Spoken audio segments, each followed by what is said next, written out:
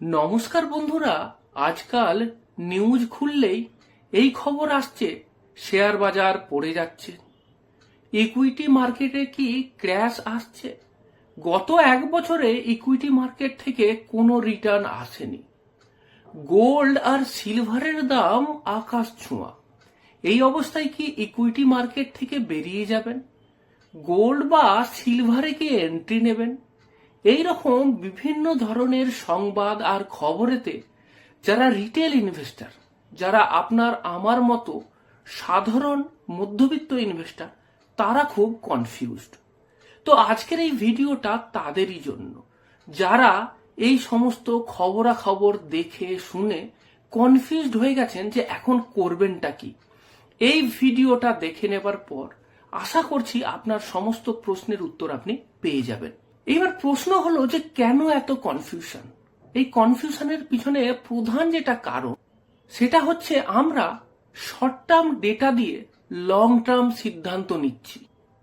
দেখুন, এই যে ঘটনাগুলো ঘটছে এইগুলো কিন্তু সমস্তই শর্ট টার্ম ঘটনা।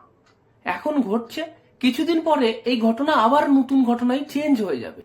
কিন্তু আপনি যে সিদ্ধান্তটা নিয়েছেন মিউচুয়াল ফান্ডে ইনভেস্ট করার, সেটা তো একটা সময়ের জন্য, 5 বছর 7 বছরের লক্ষ্যের কথা ভেবে। সুতরাং এই শর্ট টার্মেতে এই যে ভ্যারিয়েশন বা চেঞ্জ যেটা হচ্ছে, সেইটার উপর বেস করে কোনো সিদ্ধান্ত নেওয়া উচিত নয়।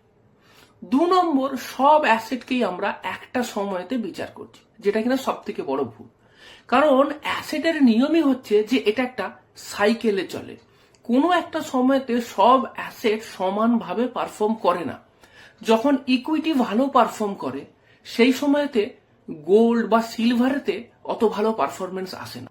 আবার যখন ইকুইটি একটুখানি থমকে যায় বা ইকুইটি নিয়ে একটু চিন্তা থাকে, মার্কেটে ধোঁয়াশা থাকে, তখন দেখা যায় যে গোল্ড সিলভারে প্রাইসটা বেড়ে যায়। কিন্তু যদি আপনি সমস্ত অ্যাসেটগুলোকে একই সময়তে বিচার করেন, মানে কোনো একটা অ্যাসেটের খারাপ সাইকেলের সাথে অন্য কোনো একটা অ্যাসেটের ভালো সাইকেলের তুলনা করলে, তাহলে তো আপনি যে অ্যাসেট ক্লাসের এখন খারাপ সাইকেল চলছে তার উপর অবিচার করছেন। তো এটা করা ঠিক নয়। 3 নম্বর যেটা সমস্যা, আমরা এই প্রতিদিনের যে নয়েজ খবর, এইটাকেই ফিউচার ভেবে নিচ্ছি, যেটা কিন্তু একটা বড় ভুল। কারণ এই সমস্ত প্রতিদিনের যে খবর বা নয়েজ, এগুলো থাকবেই, এগুলো খুবই শর্ট টার্ম। আজকে একটা খবর আছে, কালকে আবার সেটা রিপ্লেস হয়ে অন্য একটা খবর হয়ে যাবে, পরশু দিনে আরো একটা খবর হয়ে যাবে। তো এই প্রতিদিনের খবর বা প্রতিদিনের নয়েজকে ভেবে যদি আমি সিদ্ধান্ত নিই, তাহলে কিন্তু আমি কোনো সিদ্ধান্তই নিতে পারবো না। এইবার একটা কথা শুরুতেই খুব পরিষ্কার করে বলে দিই যে মার্কেট নামা মানেই কিন্তু ক্রাইসিস নয়। যদি মার্কেট 5 থেকে 10% নামে, সেটাকে মার্কেট কারেকশন বলে। আর এই কারেকশনটা খুবই স্বাভাবিক ঘটনা। যদি মার্কেট 10 থেকে 20% নামে এবং ধীরে ধীরে নামে, সেটাকে বলা হয় মার্কেটের বিয়ার ফেজ। এটাও কিন্তু মার্কেটের ক্ষেত্রে খুবই স্বাভাবিক। মার্কেটের যেমন বুল ফেজ আছে, সেই রকম বিয়ার ফেজও আসে।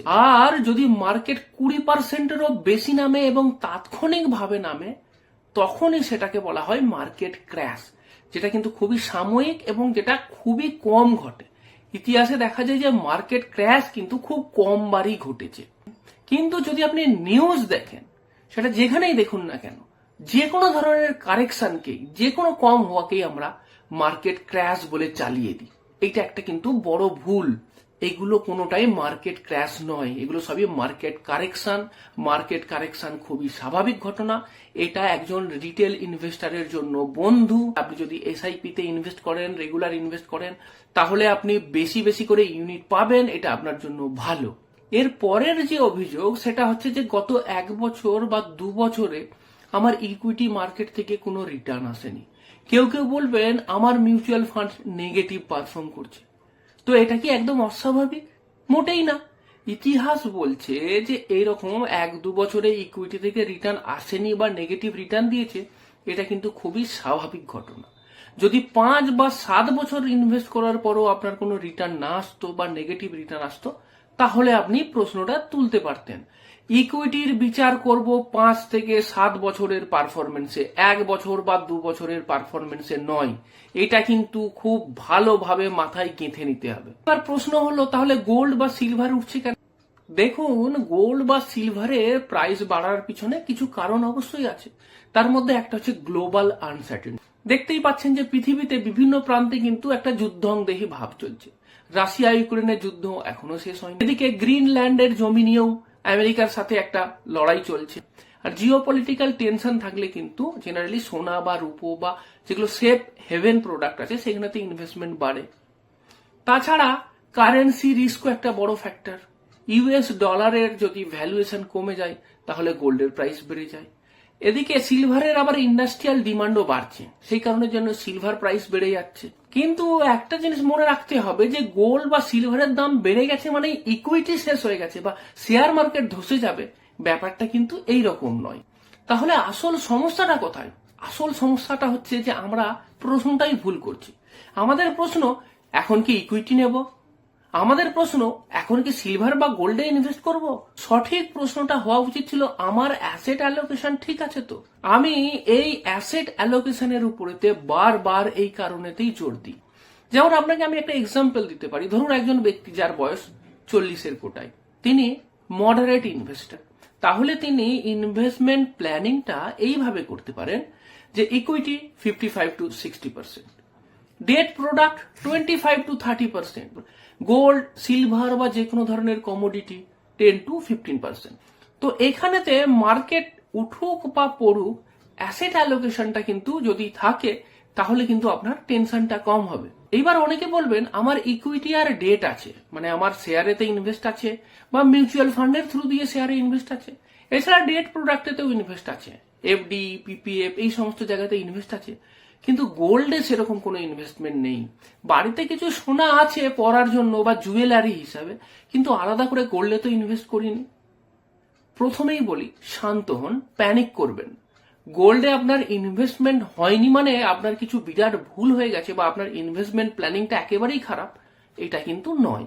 বহু ভালো পোর্টফোলিওর শুরুতে গোল্ড থাকে না। গোল্ড কাদের লাগে জানেন? যাদের পোর্টফোলিওটা অনেক বড় হয়ে গেছে, যারা ইকুইটিতে অনেক টাকা ইনভেস্ট করে ফেলেছে। ইকুইটি পোর্টফোলিওটা যখন খুব বড় হয়ে যায় তখন ওই ইকুইটি পোর্টফোলিওর ইন্স্যুরেন্স হিসাবে গোল্ডেতে ইনভেস্ট করা হয়। যাদের অমনিতেই পোর্টফোলিওটা ছোট, 10-20 লাখ টাকায় ইনভেস্টমেন্ট আছে, তো এখনই একদম গোল্ড না হলে কিছু মহাভারত অশুদ্ধ হয়ে যাবে না। তারপরেও যদি আপনি চান যে হ্যাঁ গোল্ডে কিছু থাকুক, তাহলে গোল্ডে ইনভেস্ট করতেই পারেন। কিন্তু সেটা কখনোই এই ভেবে নয় যে একবারে সমস্ত টাকাটা গোল্ডেতে ইনভেস্ট করে দেবো বা এইবার গোল্ড থেকে টাকা রিটার্ন পেলে তবেই আমি ধনী হব, এইরকমটা কিন্তু নয়। আপনাকে ইকুইটিও ধনী বানাতে পারে। গোল্ড আপনার থাকলো ইকুইটির ইন্স্যুরেন্স হিসাবে। তাহলে এখন যেটা দরকার সেটা হচ্ছে প্ল্যান্ড অ্যাকশন, ইমোশনাল রিয়াকশন নয়। তাহলে এই সময় আমাদের করণীয় কি হবে? দেখুন, করণীয় এটাই যে বেশি ভাববেন না আর বেশি অ্যাকশন নেবেন না। যা আছে সেটা চলতে দিন। যদি সোনাতে ইনভেস্ট করার জন্য সারপ্লাস কিছু টাকা থাকে তাহলে ধীরে ধীরে সোনাতে ইনভেস্ট করতে পারেন। সেটা গোল্ড ইটিএফ এর থ্রু দিয়ে ইনভেস্ট করলে ভালো, বা গোল্ড মিউচুয়াল ফান্ডেও ইনভেস্ট করতে পারেন। প্রতি মাসে অল্প অল্প টাকা গোল্ডেতে ইনভেস্ট করুন। এবার সবশেষে একটা কথা বলি, মার্কেটে ক্র্যাশ আসবে কিনা আমিও জানি না। গোল্ড সিলভারের প্রাইস আগামী দিনে বাড়বে না কমবে সেটাও আমি জানি না। কিন্তু আমি যেটা জানি সেটা হচ্ছে, যদি আপনি প্রপার অ্যাসেট অ্যালোকেশনটা করেন, যদি আপনি আপনার টাকাটাকে সমস্ত জায়গাতে সঠিকভাবে ভাগ করে ইনভেস্ট করেন, তাহলে যত খারাপ সময়ই আসুক না কেন, যত ক্র্যাশ আসুক না কেন, আপনি কিন্তু সহজে ভাঙবেন না। তাই নিজের প্ল্যানটা ডিসিপ্লিনের সাথে ফলো করুন, দেখবেন আপনি জিতবেনই। কারণ শেষ পর্যন্ত না ডিসিপ্লিনই জেতে। এইবার যদি আপনি নিজের পোর্টফোলিও ঠিক আছে কিনা সেটা জানতে চান, বা যদি আপনি নতুন পোর্টফোলিও তৈরি করতে চান, বা যদি আপনি আমার থ্রু দিয়ে মিউচুয়াল ফান্ডেতে ইনভেস্ট করতে চান, তাহলে অবশ্যই স্ক্রিনে দেওয়া নম্বরটাতে আপনি যোগাযোগ করতে